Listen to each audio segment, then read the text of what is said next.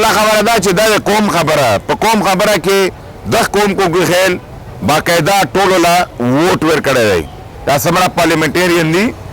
که نه نو پکار دی چې دا اوس قومي خبره ده چې عام ټول حاضر شي هلته راشي هلته کینی د قوم سره کینی او یوه خبره پلیټفارم باندې روانه کړي ځکه چې خامخا چې څومره خلک ډېر وي انشاءالله تا خبره وي ځای نه سي او انشاءالله خدای پاک وي مونږ خبرې اوري او انشاءالله خبره وي عملي کېږي مم بس هماغه خبرې خو نصیر احمد و چې درې خبرې به دغو ټولو خبرې خو بل وضاحت یې وکړو خلاص یې کړې خو مونږ یې سره انشاءالله داسې درې څلور خبرې نور یې هم اچوو لکه نورې خبرې دا چې ما تجویز دی سره اچوو لکه اوس مخکې اوس مې قومي مشرانو ته وویل مخکې بیا مونږ ډي پي او راتلو چې دلته اکسایز پولیس روان دي اکسایز نارکاټکس والا دلته تاڼه جوړوي او دلته د قابلي ګاډي هم نشي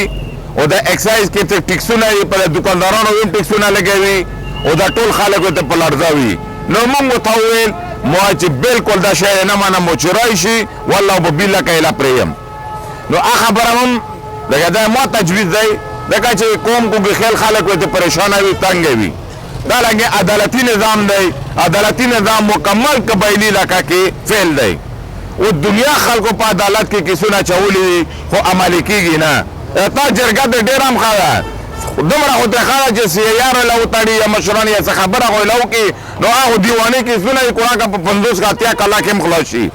نو د عدالتي نظام ختم شوی پکار دی چې دا هم زموږ نه درمي بالکل دا عدالت نظام موږ نه پکار دا یې درمي موږ به خپل شریعت دنه خو دا خو چې دلته به شریعت کوټ وایي الله او رسول خبرې کېدی نو دا خو داسې راغلي دي چې دا خو په خپل اورېدی چیف جسټس راغلی و زنانه یخته موږ مخامخ وویل دا جانو مې لړو چې والله په بالله چې په آیسو پوډرو کې خلک ګیر شي او ښه غټ پنډو کې ورکي جج هم واخلي وکیلان هم واخلي و سړی دوې ورځې پاس پرېږدي دا خو موږ سره ظلم روان دی اوس په دوایانو په دوکانونو باندې هم ډېر روان دي چې ټیکسونه پرې لګوي نو دا ټولې خبرې صرف مونږ قبایل له یخې دي بل چاله نشته نو دا ټولې خبرې دي او انشاءالله دا خبرې مو سره تړو ځکه چې دا زموږ وطن خلک وي دا ټولې مونږ ته مسالې دي او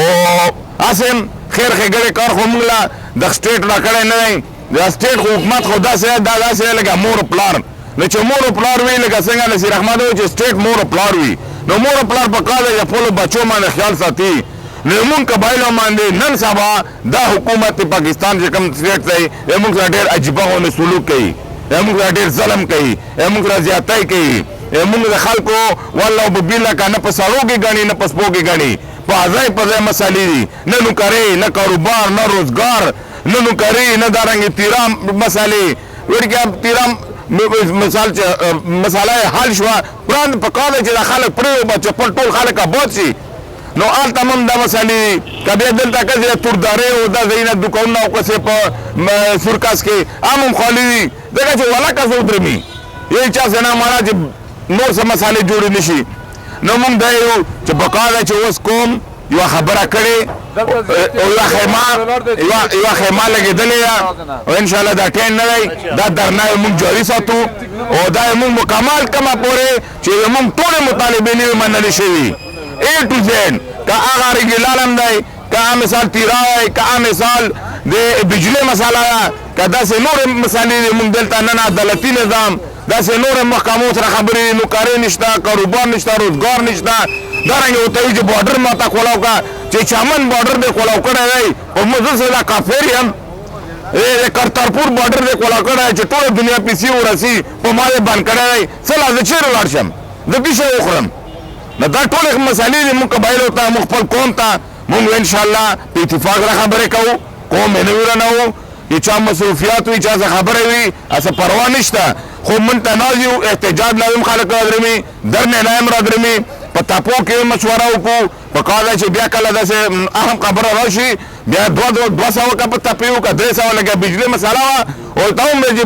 200 نه زیات تپو باندې راوتي وو نو چې خلک ډېر راوځي تا مساله حل کېږي او چې خلک ډېر نه راوځي نو دا حکومت دی دا محکمې دي دا کسي دا مانیټرینګ کوي چې یار د هغو هیڅ کم نشته نو په کار ده چې هغې خبرې ته په نه راودرېږو ان شاء الله دا مشران به تمخ کی وي تاسو را پسې وو مالی جانی توار چې کوم د ارسن سره منو دا خبري وصله